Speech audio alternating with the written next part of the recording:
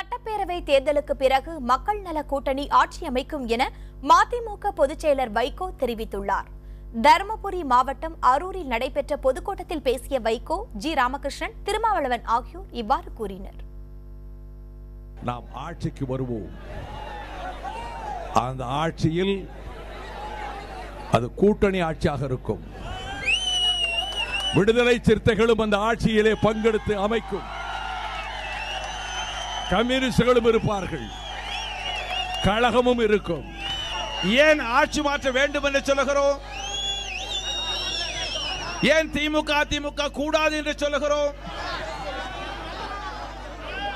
ஆட்சிக்கு வந்த திராவிட முன்னேற்ற கழகமோ அண்ணா திராவிட முன்னேற்ற கழகமோ அவர்கள் தங்களை வலுப்படுத்திக் கொண்டார்கள், மக்களை மறந்து விட்டார்கள். அம்மையார் ஜெயலலிதா அவர்களுக்கும் கலைஞர் கருணாநிதி அவர்களுக்கும் ஊழலில் எந்த வேறுபாடும் கிடையாது. நாம் கட்டுப்பாடாய் நம்முடைய பயணத்தை தொடர வேண்டும். தோழர்களே, கட்டுப்பாடாய் தொடர வேண்டும்.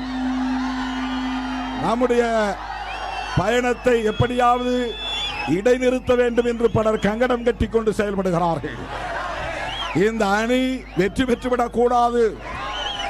இந்த அணி ஒன்றாக நீடித்து நிலைத்து பயணப்பட்டு விடக் கூடாது என்று காழ்ப்புணர்ச்சி கொண்டவர்கள் பல்வேறு கட்டுக்கதைகளை அவிழ்த்து விடுகிறார்கள்.